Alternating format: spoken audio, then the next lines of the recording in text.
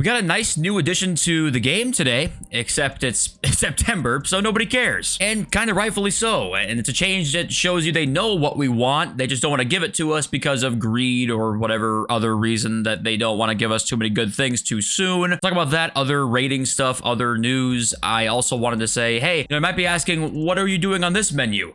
Just take a look for a second, see if you see anything odd. And wait, is it snowing? Who at EA pressed the turn the snow back on button? I don't know what. Maybe that's rain and it's like shitty. No. It's not rain. That's definitely snow. Okay. The coding of this game is ridiculously broken. We all know this, but hey, go check the menu out. It's snowing in the menu, guys. If you guys would like to buy coins, you can go to MMOXP.com.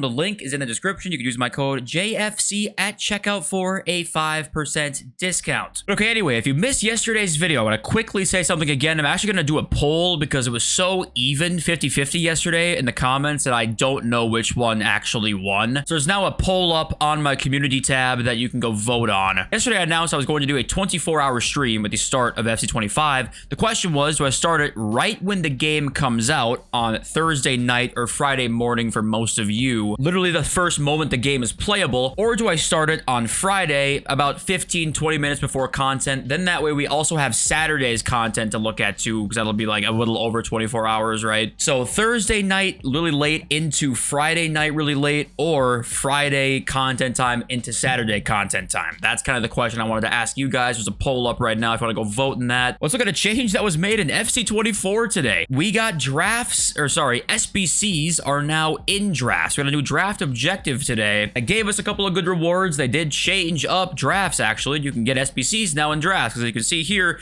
people are like, wait a minute, there's this Kanu card that is in draft. He was an SBC. And in the replies to this Nepenthes tweet, we see this. Can't confirm SBCs are in draft. There's 3 SBCs in it. So, okay, I mean, a nice change, except we're 2 weeks before the next game. Like, it just shows you that they know that this is a feature that we want. And it shows you that they know that it would help draft out a lot. They're just too scared of doing it because they don't want to let there be any sort of way somebody could end up using an SBC card without actually doing the SBC. They're so nervous of that. They want to create that FOMO, fear of missing out, in case you don't do the SBC. You're like, oh my God, I have no way to access this card, maybe ever, the rest of the year, basically. Not even in draft. They don't even want to let you do that. Now, maybe I'll be wrong, and next year they'll put SBCs in drafts, maybe even from the jump. I just think that they probably would have advertised that in the Ultimate Team changes, perhaps, to draft, if there were any. I feel like we would have seen that, but it just shows you that EA can be well aware at times what our most requested features can be.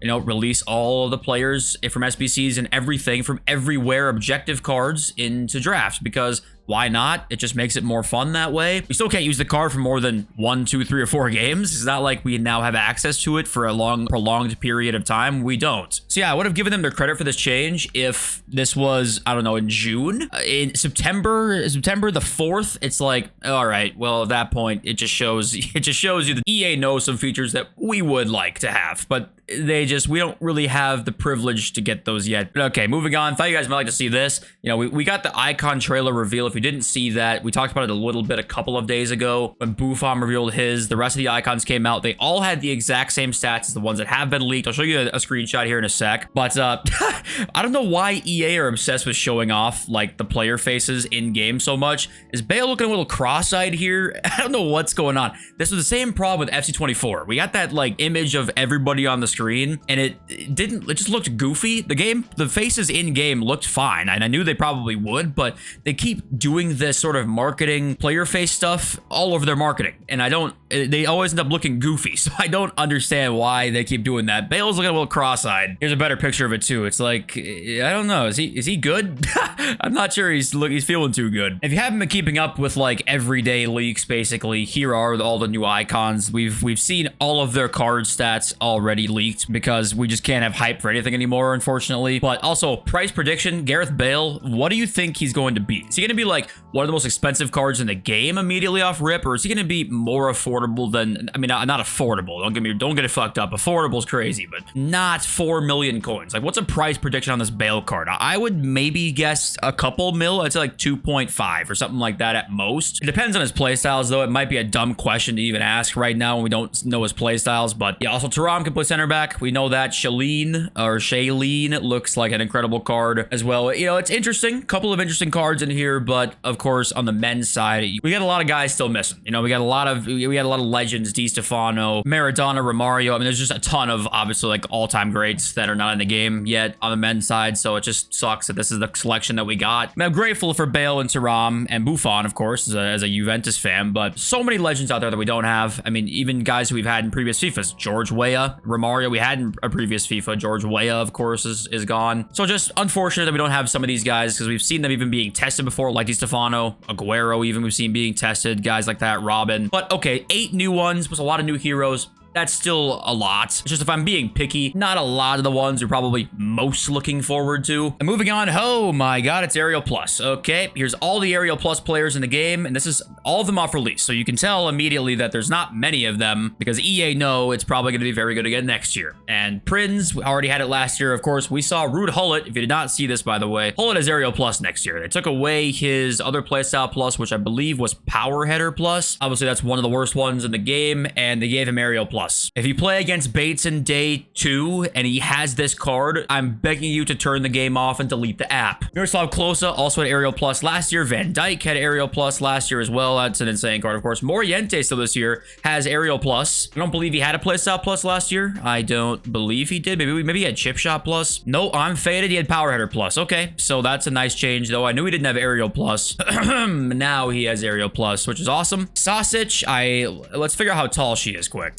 Celia Sasic is 5'9". Okay, well, I guess she's better than 5'4" or something like that, but she's got Ariel Plus. Probably not going to be too useful. Cordoba the same way. At least he has Ariel Plus because he kind of almost needs Ariel Plus because he's so short. And Shaw, who had it last year as well, has it again. So there's actually not many attackers that have Ariel Plus. They're all going to be relatively expensive except for Shaw. Sasic, you can't even really use Ariel Plus to the same level, to be honest with you. So Moriente's Prinz, I think, is 5'11". I think she's 5'11", so you can kind of use Ariel Plus there. There's only a few attackers, though. I think EA were aware, let's not have so many players with it because it's going to be good again. Moving on, now we have Anticipate Plus. Every single card in the game with that playstyle, which is one of the best in the game. Carlos Alberto, who had it last year. Blanc, Rio, they all had it last year. I think Bobby Moore did too, I want to say. Renard as well did. Zoom in a little bit more. We got Carvalho, Company, Georgian. Ooh, the card stats look absolutely insane. 85 pace, 87 defending, 86 physical, but I think she's pretty short, so that's kind of the downside there. Saliba, who looks like he's probably going to be 200k plus right away at the start of next year. Ledley King has it, which is cool. Another very good card there. Illistedt, Rodriguez, and Gillet, I think, as well.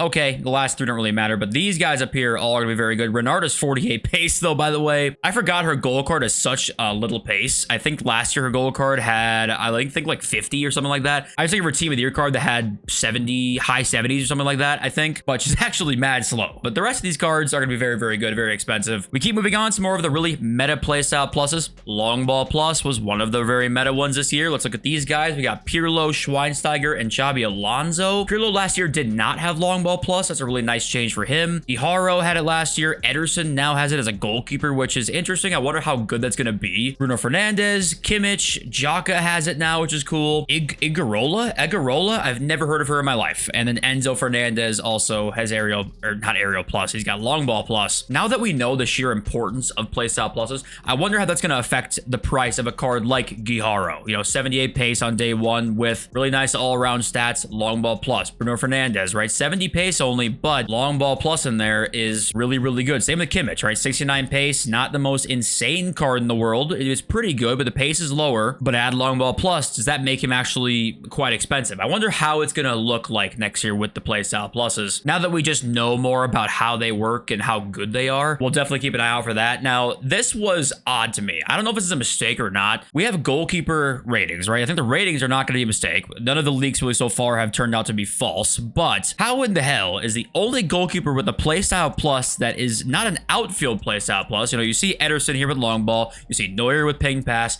The only one that is not an outfield playstyle plus is Ter Stegen, which I don't even know what playstyle plus this is, but none for Allison, Courtois, Oblak, Mainan, Martinez, Summer, none of them, okay? None of them have a playstyle plus, like a goalkeeping playstyle plus. What's that about? I don't quite understand that, and I'm assuming what they probably are thinking here is that they only want to have goalkeepers with max 2 playstyle pluses, maybe 1 outfield one and 1 goalkeeper playstyle plus. So they're thinking, okay, let's not give them out so easily. Why give one then to Ter Stegen and nobody else? I don't know. What do you guys think about that one? I'd just like to say, if you're getting older with me, can we just take a moment to cry ourselves to sleep tonight? Ronaldo and Messi are both out of the Ballon d'Or nominees for the first time since 2003. Our idols are indeed finished. Okay, that's okay. It's a matter of time. Father time comes for everybody. Pour one out because we might never see anything like Messi and Ronaldo again. There's a fly in my room in history. In our lifetimes, we might never see anything like it. But okay, let's hear your comments. Forza Shaqiri says left hamstring reveal when. Listen, if you show up to the 24-hour stream,